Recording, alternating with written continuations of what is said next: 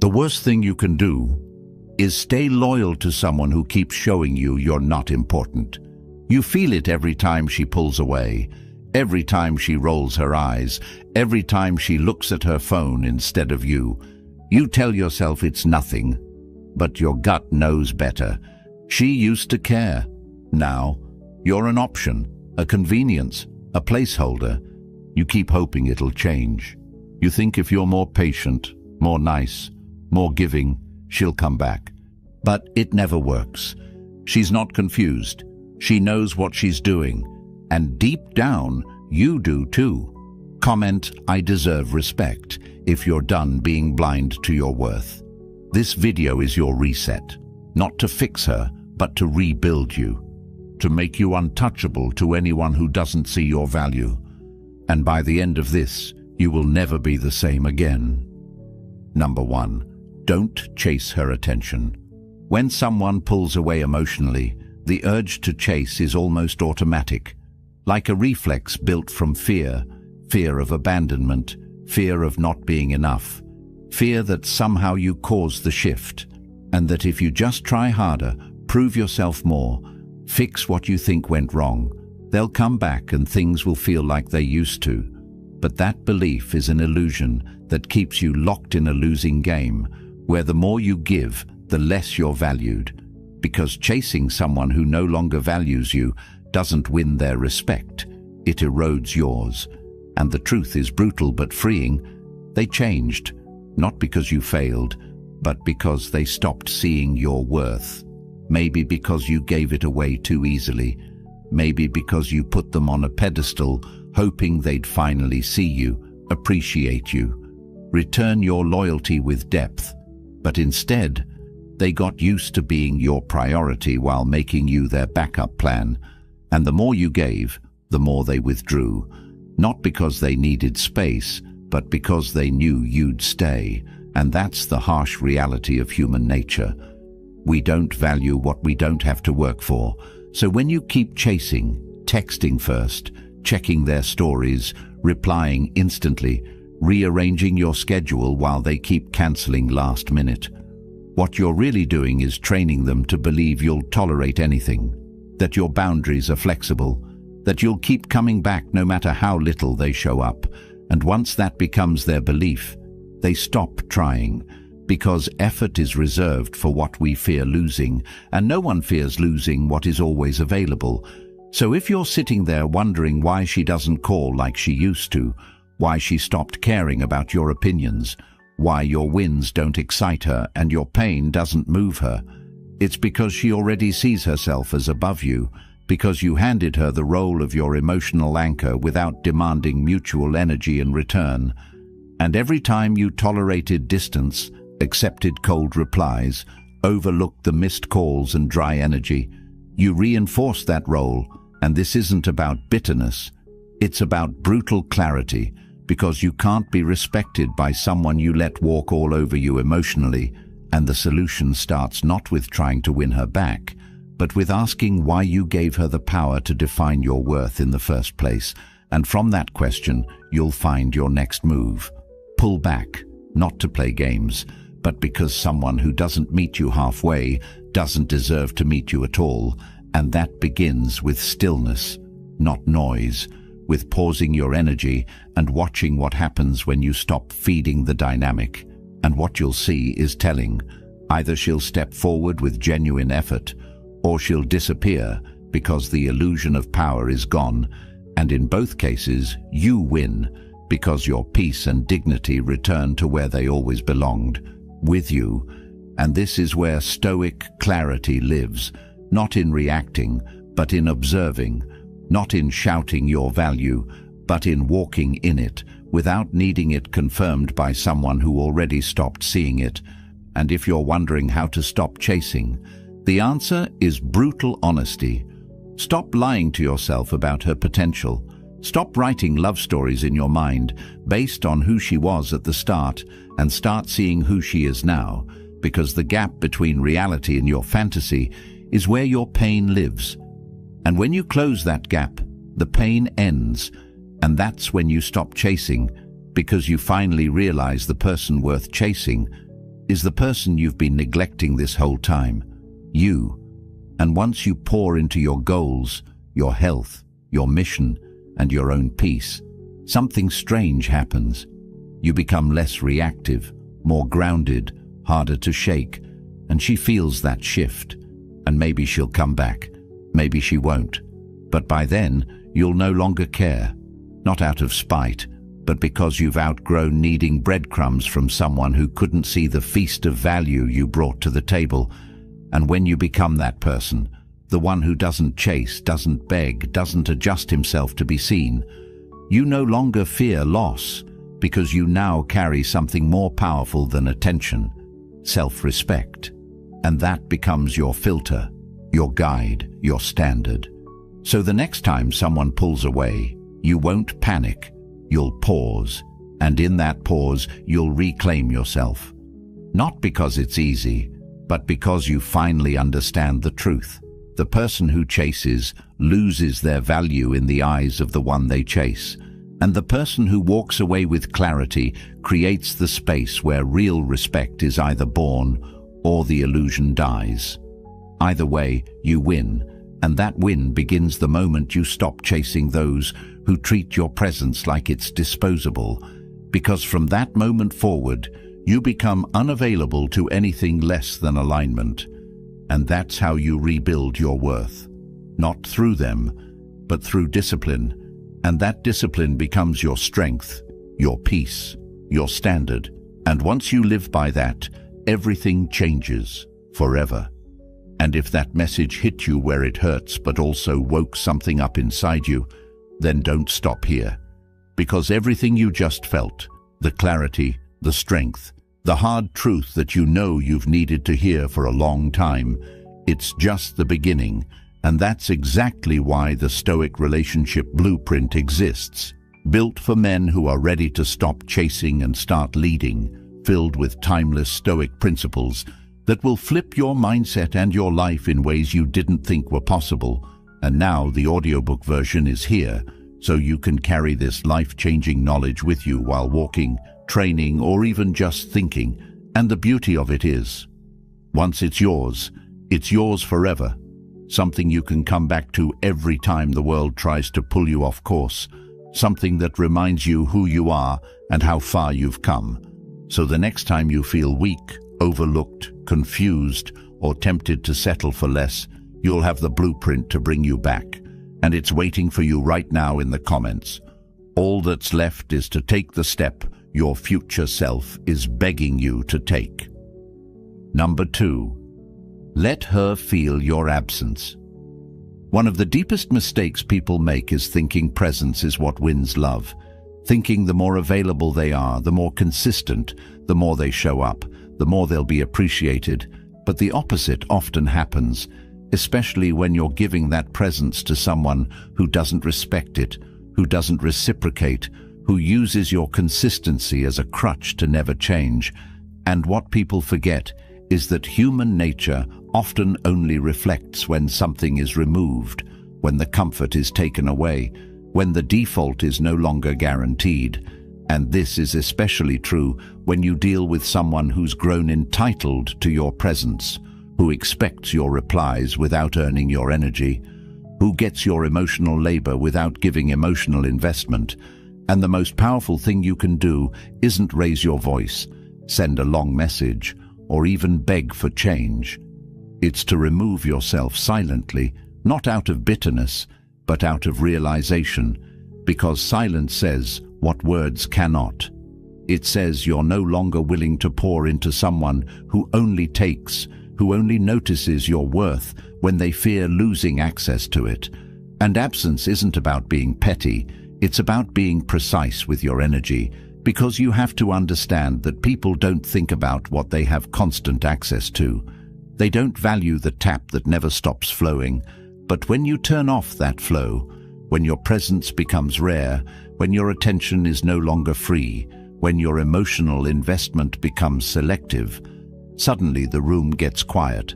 Suddenly they have to sit with themselves and face the void your presence used to fill. And in that void they either reflect or replace, but either way, you get your answer, and it's better than confusion, because when you're always present, they never have to decide how they really feel. They can just float in your energy and pretend things are fine while giving you nothing. But when you step back, they either rise to meet you or reveal that they never intended to. And both outcomes are clarity, and that's the point. Clarity over confusion, alignment over attention, peace over patterns that drain you. And the truth is, the longer you overstay in situations that devalue you, the more damage you do to your own identity, because every time you tolerate less than you deserve, you make it harder for your soul to recognize your own worth. And the cure isn't in fixing them, it's in disappearing from dysfunction. And watch what happens when you no longer show up, when you stop being the one who checks in, who reaches out, who fixes the vibe. And in that silence, you find something powerful. Self-respect, because presence is a gift. And when it's given to the wrong people, it becomes a burden. But when you become selective, when you treat your time and attention like currency, people either invest or step aside. And that's how you filter who's real, because those who only liked you when you were convenient disappear when you become intentional, and those who never deserved your presence are the first to notice your absence.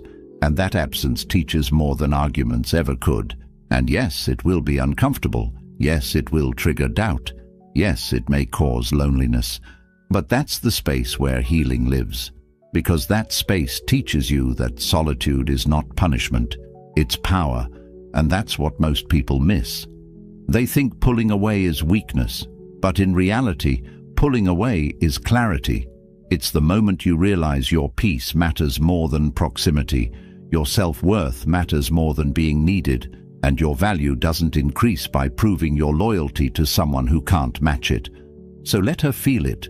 Let her feel what it's like to not have your attention readily available, to not have your energy as her emotional pillow, to not be able to count on your responses while giving you silence, and let her sit in the emptiness she created.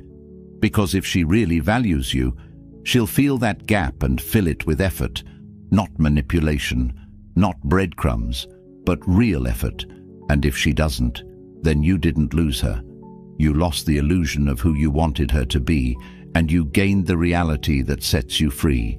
And that's where your next chapter begins, not in a dramatic exit, but in a quiet reset, where your value is no longer up for debate, and your presence is earned, not given. And the people who deserve you will know it, not because you told them, but because you showed them. And that's the shift, from being someone who waits to be valued to someone who decides that their energy is no longer available to those who waste it. And when you live like that, you stop chasing closure and start living in peace, because your absence does more to reveal the truth than your presence ever could. And that's not bitterness, that's evolution. Number 3, don't argue for respect. The moment you find yourself trying to convince someone to respect you, you've already stepped out of alignment with your own worth, because respect, real respect, is never requested. It's never demanded through long texts, emotional outbursts, or desperate explanations. It's either naturally present in how someone treats you, or it's absent, and no amount of emotional effort on your end can generate it from someone who doesn't feel it deep down. And that's the uncomfortable truth most people avoid facing, because we think that if we just explain our intentions better, if we just show how loyal, kind, and forgiving we are, the other person will finally get it and love us the way we deserve. But what's really happening is we're trying to teach someone how to value something they already decided wasn't worth much. And when you're in that position, constantly justifying your emotions, explaining why you're upset, pointing out how they've hurt you, hoping they'll care, you're not gaining ground, you're losing it, because every word you say to defend your position is received not as a sign of strength, but as proof that you still care more than they do, that you need their validation to feel stable. And once they feel that imbalance, it's over, because the dynamic has shifted from mutual respect to quiet control, and they now know that no matter how much they withhold, how cold they act, how distant or dismissive they become, You'll still be there trying to explain why you matter. And the tragedy is that most people don't realize how much they're giving away in these moments. They don't see that by arguing for basic decency. They're communicating that disrespect is negotiable, that their boundaries are flexible, and the other person subconsciously logs that in their system, that you're someone who talks a lot about self-worth but doesn't act on it, that you'll cry, get mad, write paragraphs, vent to your friends, but still stay, still show up, still give your body and your energy and your time to someone who's already mentally checked out. And the solution is not in becoming louder, it's in becoming still. It's in letting your silence carry more authority than your explanations ever could. Because when you stop arguing and start acting, the entire dynamic changes, and not because the other person suddenly has a moral epiphany, but because your behavior sends a message louder than words. A message that says you've reached a point where your peace costs more than being understood, where your value no longer needs to be proven to anyone who can't see it. And from that place, you move different. You don't try to fix. You don't try to please. You don't sit in rooms where your presence feels like a burden. And you don't argue with people who only listen to respond, not to understand, because life has shown you the same lesson over and over, that those who truly respect you never need long speeches to correct their behavior. They see your standards and adjust or exit, and both are acceptable, because when you stop arguing, what you're really doing is taking your power back, not in a loud, dramatic way, but in a quiet, grounded, stoic way that tells the world you are no longer emotionally available for disrespect. And you know what that does? It filters your circle, it sharpens your clarity, it teaches you who is real and who was only there to benefit from your lack of boundaries. And that lesson is priceless, because respect is not something you teach with your voice, it's something you command with your presence. And the more you try to explain what should be obvious, your value, your standards, your pain, the more you drain yourself trying to educate someone who already knows they're hurting you. They just don't care enough to stop. And that's the line you have to draw. The point where you stop caring whether they understand, where you stop needing closure, stop hoping they'll change, stop trying to be seen, and start living in a way that makes you undeniable. Not because you shout louder, but because you walk away first, because you build a life so grounded in peace and purpose that no amount of temporary affection or superficial charm can lure you back into emotional confusion. And this is what real strength looks like. Not passive tolerance disguised as patience, not emotional availability wrapped in desperation, but calm detachment rooted in deep self-respect. And that's what you become when you stop arguing, because now your time is not spent trying to convince someone of your worth. It's invested in building a life where the only people who get access to you are the ones who never needed to be begged to act right. And if you're stuck in a loop where you're constantly defending yourself, trying to make them, see how much you care, how deeply you love, how much you've been hurt. Stop, take a step back, and ask yourself this: why am I working this hard to make someone respect what should already be clear? Why am I exhausting myself to be seen by someone who refuses to look? And if the answer is fear of loss, fear of being alone, fear of starting over, then that's where your healing begins, because no amount of explanation will ever compensate for a lack of self-worth, and no person is worth losing your peace over. And once you see that clearly, once you understand that begging for respect is beneath you, you never go back. You don't raise your voice. You raise your standards. You don't send more texts. You delete the thread. You don't ask why they changed. You accept they did. And you move forward with your head high and your energy intact, because life is too short to keep explaining yourself to people who don't listen, and your value is too high to be debated by someone who treats your pain like it's negotiable. So from this moment forward, don't argue for respect. Walk like it's already yours. Number 4, stay emotionally cool. There comes a point where you realize that not everything deserves your reaction, That every time you raise your voice, send that long message, or break down explaining how much something hurt you, you're leaking power, because the people who trigger you already know what they're doing, and if they can shift your emotions with a simple glance, a dismissive tone, or strategic silence, then they know they control you. And the person who controls how you feel controls how you think, how you move, and what you tolerate. So when you keep reacting, even when you're justified, you're stepping into a role where they are the puppet master and you're the one performing. And while you may tell yourself you're being honest, transparent, expressive, or passionate, what you're really doing is proving that your internal state depends on how they treat you externally. And that's a dangerous position to live from, because now you're vulnerable to every mood swing, every change in tone, every ignored text, and that puts you in a cycle where your peace is always borrowed and never owned. And that's why staying emotionally cool is not about being emotionless or robotic.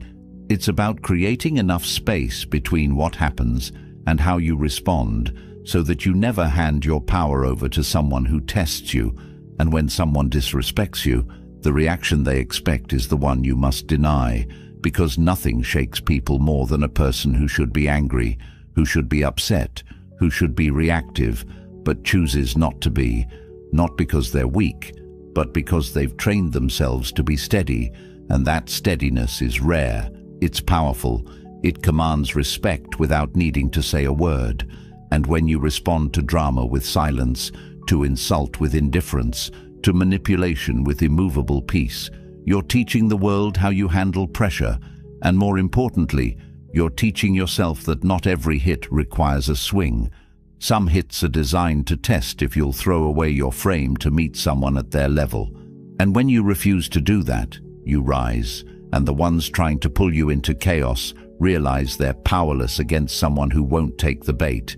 And that's what emotional coolness gives you: leverage, clarity, control, because now you're no longer operating from impulse, you're operating from wisdom.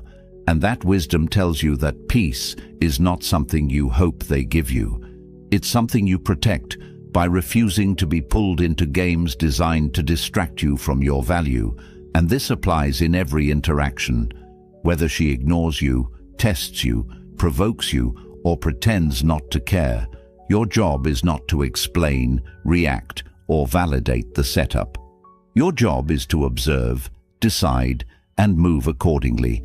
And most people never develop this control because they never sit long enough with discomfort to realize they don't need to react. They just need to recognize the pattern and decide not to repeat it. And once you see that, you become unshakable, not because life or people stop trying you, but because you stop giving them the power to define how you feel. And that's where true emotional strength lives, not in how loud you get, but in how calm you stay. Number 5. Keep control of your life. If your world starts and ends with how she treats you, whether she responds, whether she compliments you, whether she makes time for you, then you've already handed over the keys to your internal stability to someone who may not even know how to drive their own life. And that's the kind of dependency that destroys your confidence, because now you're not living for your mission, your purpose, your path. You're living for her reaction. And once she becomes the emotional center of your existence, you've made her your authority, your anchor, your definition of success and failure. And that's not love. That's emotional slavery dressed up as connection.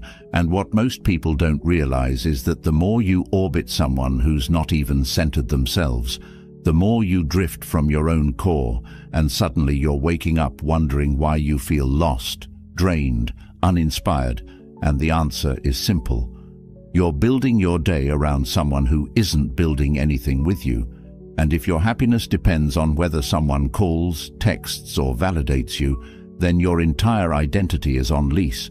And when that lease ends, so does your sense of self. And the only solution to this is to recenter your life around what actually lasts: your goals, your progress, your principles, your health, your money, your discipline. And when you do that, You no longer chase approval because you're busy building a reality where you approve of yourself. And that's not selfish, that's survival. Because if you don't fill your own cup, you'll be forever trying to get sips from someone else's. And when they stop pouring, you starve. And that's why you need your own foundation, your own plan, your own rhythm. Because once you start keeping promises to yourself, once you start stacking wins daily, waking up early, training your body, developing skills, staying consistent, you start feeling powerful in ways no external relationship can provide. And from that power comes detachment, not coldness, but clarity. The kind of clarity that makes it easy to say no to disrespect, because your life is already full, and you don't need to tolerate breadcrumbs when you're busy baking your own bread. And now, when someone enters your life, they're not your focus. They're a potential addition to an already complete system. And if they add value, great. If not, they're simply not qualified to stay. And that mindset changes everything, because now you're no longer operating from fear of losing someone, but from confidence in who you are without them. And when that happens, you stop being manipulated, stop being drained, stop being second-guessed, because people can feel when you're whole, and they treat you accordingly. And if they don't, you remove them without hesitation, not because you're bitter, but because you're busy. Busy becoming everything you promised yourself when you were tired of being average, tired of waiting, tired of feeling like your life only moves when someone else gives you permission. And from this space, you no longer need her to text back, to come through, to be present, because you've taken full responsibility for the direction of your life, and that's not something anyone can take from you. And the longer you stay here, the stronger you get, because momentum builds and self-respect compounds, and now you're living with purpose, not pain, with direction, not distraction, and the right people feel that and move accordingly, and the wrong ones fade because they can't thrive where standards are high, and that's exactly how it should be. Number 6. Let her go if needed. The hardest truth you will ever face is that the person you wanted most is sometimes the person you must release completely, not because you didn't love them enough, not because you didn't try hard, wait long, forgive deeply, or stay loyal through the most confusing seasons, but because their presence is no longer healthy, and their access to you is costing you more than their absence ever could. And letting go isn't about hate.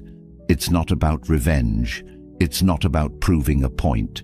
It's about preserving your soul, because if every interaction with her leaves you second-guessing yourself, walking on eggshells, explaining basic expectations, or wondering why you feel like you're the only one trying, then you're not in love.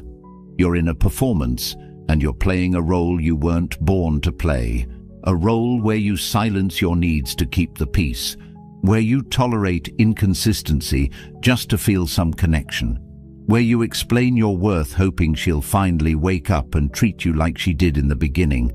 But that version of her was either temporary or conditional, and now you're living in the space between who she used to be and who she really is, and you're hoping the past comes back instead of accepting that the future with her may never improve, and that's the part that breaks people. The idea that letting go means losing everything, but in reality, holding on is what's draining you, delaying your growth, and making you question who you are. And that's why the most powerful move you can make is walking away without needing closure, without needing validation, without needing her to understand. Because maybe she won't, and maybe she doesn't care, and maybe she's already replaced you emotionally, and if that's the case, every extra day you stay hoping she'll change is a day you deny yourself the healing that comes from finally choosing yourself. And yes, it will hurt. And yes, it will feel like failure. And yes, you'll miss her. But that's not a sign to go back. It's a sign that you're detoxing from dysfunction, and that takes time. But eventually you'll see that the peace you gain is greater than the comfort you lost. And from that place you rebuild, not quickly, but deliberately, brick by brick, boundary by boundary, decision by decision. And every time you choose not to reply, not to chase, not to fold, not to second guess, you get stronger. And eventually, you'll look back and realize that losing her wasn't the tragedy. Staying with her would have been, and that's when you finally understand what letting go really means. It's not about walking away from someone else. It's about walking back to yourself. And when you do that, the pain becomes purpose, the lessons become leverage, and your life starts moving again, this time in the right direction, with people who see you clearly, treat you right, and never make you feel like you have to earn basic respect. And that's when you realize letting her go didn't break you, it freed you. If you've made it this far, then deep down you know the truth. You've been conditioned to tolerate disrespect, to chase validation, to water yourself down just to keep someone who stopped seeing your value, and society won't teach you how to reclaim your power, because a man who knows his worth can't be controlled, and that's why the Stoic relationship blueprint was created, to arm you with the timeless Stoic principles they hope you never discover. The mindset that makes you unfazed, clear, and untouchable. And now it's finally available as an audiobook, so you can carry this power with you, while walking, training, or just thinking. And once you have it, it's yours for life. No more excuses, no more confusion, just the truth you've been starving for. Hit the comments right now and type, "I choose my peace," if you're ready to grab it. And if this message lit something inside you, like the video, subscribe, and help get this truth in front of more men before they waste another year chasing people who don't respect them.